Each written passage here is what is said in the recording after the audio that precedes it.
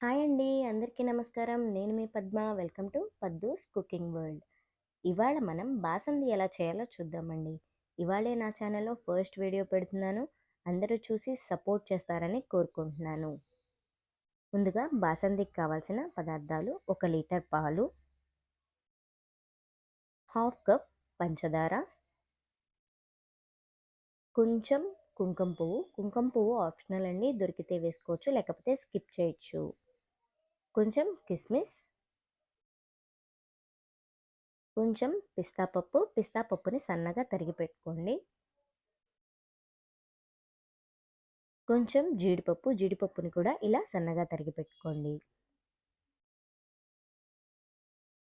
కొంచెం బాదం పప్పుని కూడా ఇలా సన్నగా తరిగి పెట్టుకోండి. ఇలా సన్నగా తరిగి పెట్టుకోవడం వల్ల గార్నిషింగ్కి చాలా బాగుంటుంది చూడటానికి. ప్రాసెస్లోకి వెళ్ళిపోతే, ముందుగా స్టవ్ ఆన్ చేసుకొని అడుగు మందంగా ఉన్న బాండీ పెట్టుకోండి. కేవలం అడుగు మందంగా ఉన్న బాండీ మాత్రమే పెట్టుకోవాలి. బాండీ పల్చగా ఉంటే పాలు అడుగంటి మాడిపోయే అవకాశం ఉంది. బాండీలో పాలను పోసుకొని హై ఫ్లేమ్ మీద పొంగు వచ్చేదాకా పాలని మరిగించండి. ఇలా పొంగొచ్చాక ఫ్లేమ్ని మీడియం ఫ్లేమ్లో పెట్టుకొని పాలని బాగా మరగనివ్వండి. ఒక 5 నిమిషాలు పాలని ఇలాగే హై ఫ్లేమ్ నుంచి మీడియం ఫ్లేమ్ నుంచి హై ఫ్లేమ్కి పెట్టుకుంటూ దగ్గరుండి పాలని బాగా మరిగించండి. పాలు ఇలా మరగటం వల్ల పాల మీద మీగడ బాగా ఫామ్ అవుతుంది. ఇలా ఫామ్ అయ్యాక పాలు అడుగు అంటకుండా ఇట్లా గరిటెతో బాగా తిప్పండి. గరిటెతో తిప్పుతూ బాండీ చుట్టూతా అంటుకున్న మీగడని గరిటెతో ఇలా నేను చూపించిన విధంగా తీసేసేయండి. మీగడ చాలా ఇంపార్టెంట్ ఈ స్వీట్కి. ఈ స్వీట్ ఒకసారి మీరు ఇంట్లో చేస్తే మళ్ళీ మళ్ళీ ఎప్పుడు చేస్తావా అని అడుగుతారు ఇంట్లో వాళ్ళు. అంత టేస్టీగా ఉంటుందండి. కాకపోతే కొంచెం జాగ్రత్తగా చేయాలి.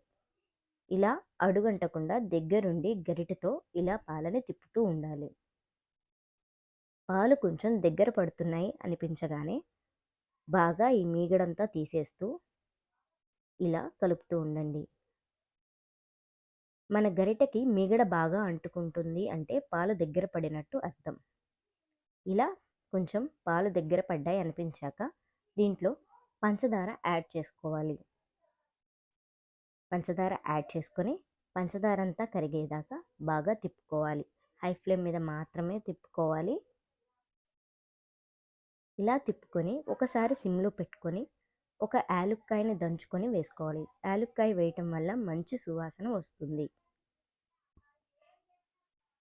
యాలుక్కాయ వేశాక బాగా కలుపుకుంటూ ఒకసారి హై ఫ్లేమ్లో పెట్టుకోండి. మళ్ళీ ఇలా మీగడంతా తీసేస్తూనే ఉండాలండి. మీరు చేసేంతసేపు మీగడ అనేది ఈ స్వీట్కి చాలా ఇంపార్టెంట్.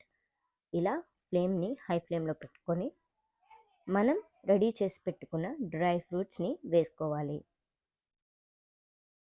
జీడిపప్పు,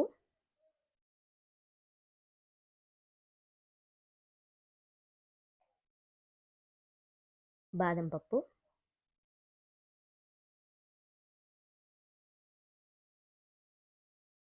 పిస్తా,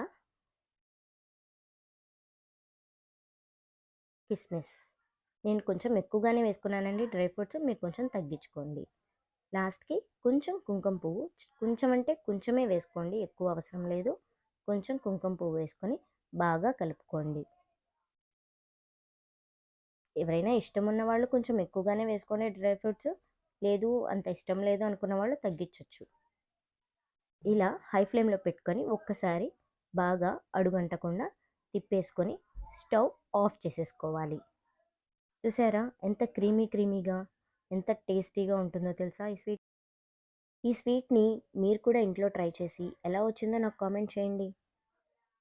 అంతేనండి, టేస్టీగా ఉండే బాసంది రెడీ అయిపోయింది.